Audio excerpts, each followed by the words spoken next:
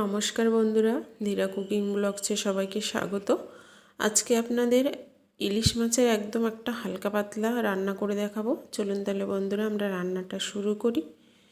ইলিশ মাছটা কেটে ধুয়ে পরিষ্কার করে নিয়েছি, দেখেই বুঝতে পারছেন। মাছে আমি নুন হলুদ মাখিয়ে নেব।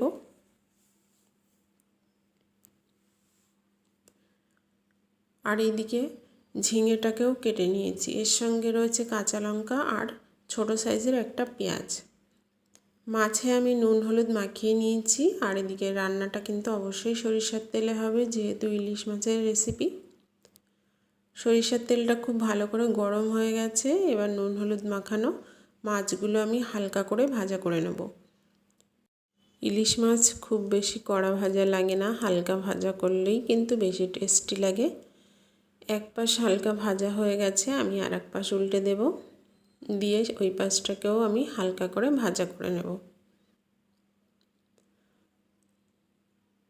দেখুন বন্ধুরা, মাছ ভাজা কিন্তু হয়ে গেছে, দেখেই বুঝতে পাচ্ছেন। এর থেকে কিন্তু বেশি ভাজা করা যাবে না। ইলিশ মাছ কিন্তু হালকা ভাজাতেই ভালো লাগে। মাছ ভাজার যে তেলটা রয়েছে ওর ভেতরে দিয়ে দিলাম গোটা জিরে আর পেঁয়াজ কুচি। আমি কিন্তু এক্সট্রা কোনো তেল দিইনি, মাছ থেকে অনেকটাই তেল বেরিয়েছে। দিয়ে দিলাম একটা তেজপাতা। সব কিছু খুব ভালো করে ভাজা করে নেব। পেঁয়াজটা হালকা ভাজা হয়ে গেলে আমি এবার দিয়ে দেবো কেটে রাখা ঝিঙেটা। পেঁয়াজের সঙ্গে ঝিঙেটা হালকা ভাজা করে নেব, খুব বেশি ভাজা করব না, ঝিঙে রান্না করতে কিন্তু টাইম লাগে না। ঝিঙে কিন্তু খুব বেশি ভাজা করব না, হালকা ভাজা করেই নেব।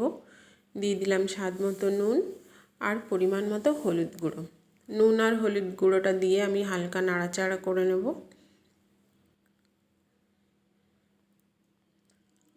দেখুন বন্ধুরা, ঝিঙে কিন্তু হালকা ভাজা করা হয়ে গেছে।